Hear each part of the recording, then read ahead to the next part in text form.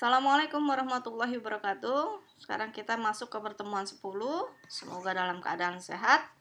Tema hari ini adalah perancangan program untuk masalah bisnis.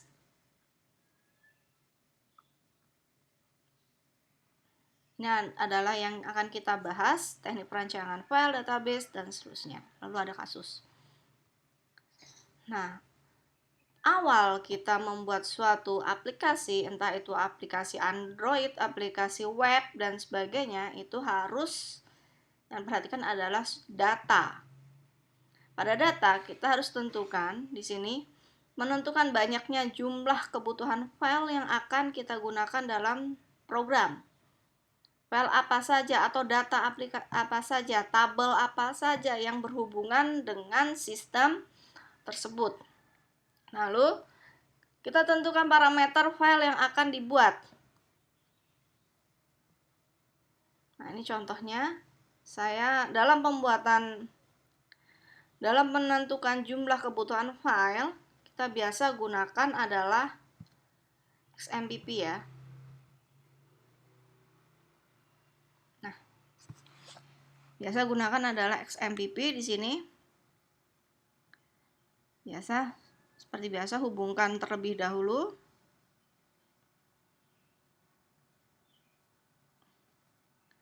Lalu kita masuk ke localhost. Nah, masuk ke php-admin. Nah, di sini ini adalah database yang sudah atau yang pernah kita buat. Kebetulan saya sudah buat yang ini. Nah, tadi dikatakan dalam membuat suatu sistem itu data terlebih dahulu yang harus diperhatikan. Di sini ada kebetulan di sini adalah mata kuliah, ada pasti berhubungan dengan mahasiswa, dengan mata kuliah, lalu berhubungan dengan dosen, berhubungan dengan SKS, pembayaran dan seterusnya. Nah, kebetulan saya baru buat 2 tabel di sini ya. Ini kalau pelajaran DBMS mungkin kalian sudah pelajari. Nah, di sini,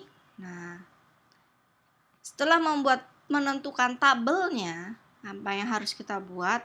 Nah, di sini tentukan di sini adalah pertama adalah ini. Fieldnya apa saja atau atributnya apa saja.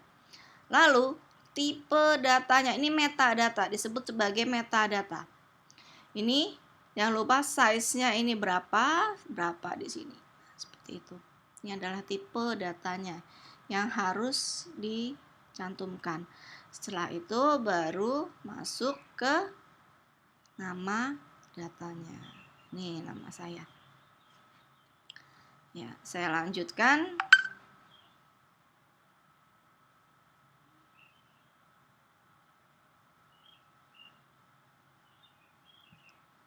Ya, tentukan parameter file dari yang akan dibuat, lalu parameter yang dimaksud adalah elemen yang menjelaskan spesifikasi singkat mengenai file. Lalu untuk normalisasi saya tidak jelaskan lagi ya, karena sudah dibahas di sistem database. Ya, jangan lupa input, proses, output. Harus diperhatikan apa yang akan menjadi inputnya, apa yang prosesnya seperti apa dan seterusnya. Ini adalah suatu contoh kasus. Saya punya kasus lain di sini adalah sistem voting pemilihan raya BEM Unkris. Nah, tetangga kita ini. Nah, awal itu tentukan dulu analisa kebutuhan pengguna. Ya, kebetulan ini panitia dan mahasiswa. Kebutuhan sistemnya, mahasiswa harus bla bla bla bla. Nah, sekarang kita sudah masuk sistem berorientasi objek. Minggu depan insya Allah sesi kita bahas itu. Lalu dibuatlah ini diagram use case di sini. Lalu ini deskripsinya. Jangan lupa ini dalam pembuatan suatu sistem perancangan. Nah, ini dibuatlah seperti ini. Goalnya apa? Lalu apa tahapan yang harus dilakukan. Mahasiswa membuka web, sistem menampilkan halaman awal, mahasiswa memilih menu, dan seterusnya. Nah, seperti ini ya. Nah, ini. Lalu yang harus dilakukan, nah, kalau bukan berorientasi objek sistemnya, itu biasa digunakan adalah flowchart. Tetapi jika masuk pada berorientasi objek, nah di sini yang digunakan adalah activity diagram. Ini merupakan suatu gambar dari activity diagram. Kalau flowchart itu biasa digunakan untuk program terstruktur. Sedangkan ini program terstruktur bisa, tidak terstruktur pun bisa. Kebanyakan sekarang menggunakan ini. Nah, tadi tentukan input, proses, dan outputnya. Jangan lupa, dalam pembuatan input, proses, dan output. Nah, di sini. Ini tadi ya. Kurang besar mungkin. Nah, di sini. Rancangan dokumen usulan. Jangan lupa dokumen masukannya apa. Ini tadi nama, fungsi, sumber, tujuan, frekuensinya apa, bentuknya seperti apa, dan dokumen keluaran. Data apa saja yang dimiliki yang harus diinput oleh sistem, lalu data apa saja yang keluar dari sistem. Itu.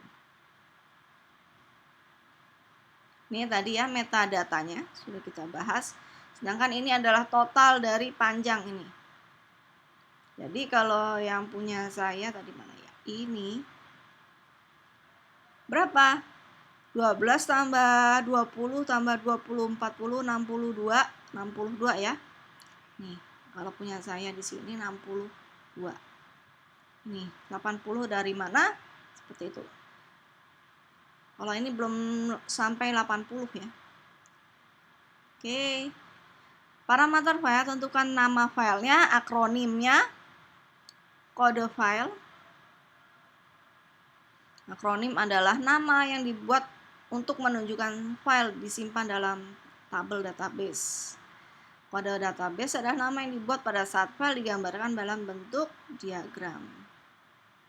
Dan seterusnya. Bisa kalian baca.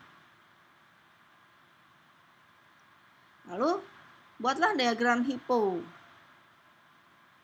Untuk di sini, untuk menentukan jumlah program yang dibuat dalam sistem, lalu modulnya seperti apa, ini digunakan diagram HIPPO. Untuk menentukan parameter program yang dibuat di sini, spesifikasi program. Nah, HIPPO yang mana? Ini contoh dari nama program. Nama program yang dibuat untuk menunjukkan identitas program. Contoh hitungan. Akronim. Nama yang dibuat untuk menyimpan source program. Ini nama filenya ya. Lalu kode program, nama yang dibuat pada saat file digambarkan dalam bentuk HIPPO. Fungsi, menjelaskan fungsi kegunaan dari program. Lalu bahasa pemrogramannya menggunakan bahasa apa? Java, NetBeans, Java, C++, dan selanjutnya. Bahasa Visual Basic di sini. Tadi ya, flowchart tadi sudah saya jelaskan. Jadi untuk menggambarkan alur itu menggunakan flowchart atau sekarang menggunakan activity diagram. Ini contohnya. Ya, untuk membuat sistem tadi ya, harus ada nama file, akronim file, fungsi file, dan seterusnya. Nah, ini dijumlahkan, tentukan primary key-nya seperti yang Anda pelajari di database. Lalu tipe filenya, file master, file transaksi, file history, dan selanjutnya. Lalu pengkodean di sini nomor anggota, contohnya ini X di sini adalah menunjukkan suatu karakter. 999 ini adalah numerik. Kode yang dibuat pada saat pengkodean, ini wajib. Misalkan NIM itu harus dibuat, entah itu berapa digit. Lalu kode buku, jangan lupa tadi X di sini menunjukkan karakter dan 9, angka 9 di sini menunjukkan numerik. Misalkan di sini kode pengarang, lalu di sini yang kedua adalah jenis buku. Ini huruf awal buku, yang di sini nomor urut. Ini bebas, tergantung di perpustakaan masing-masing. Nah, ini adalah diagram HIPPO. Ini ya. Pertama pada menu utama itu ada data file, data transaksi, data laporan, data pencetakan, lalu keluar. Nah, sedangkan login tidak ditampilkan ya.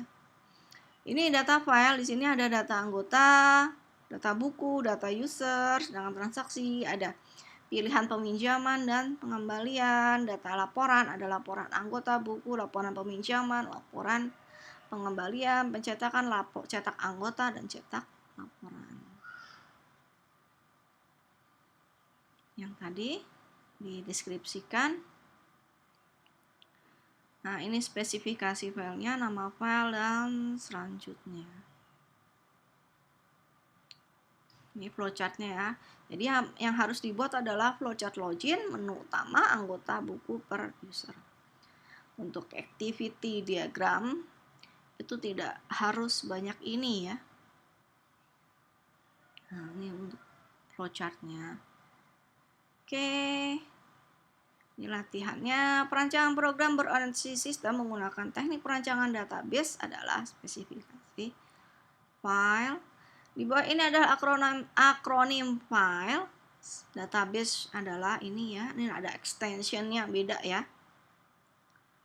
Lalu, nama yang dibuat pada saat file digambarkan pada dalam bentuk diagram normalisasi adalah tadi kode file. Nama yang dibuat untuk menunjukkan file disimpan dalam tabel atau database adalah akronim file. Yang dapat digunakan sebagai field key dari buku adalah kode buku. Oke, sampai sini dulu. Ada yang mau ditanyakan? Nanti kita lanjut ke chat. Oke, assalamualaikum warahmatullahi wabarakatuh.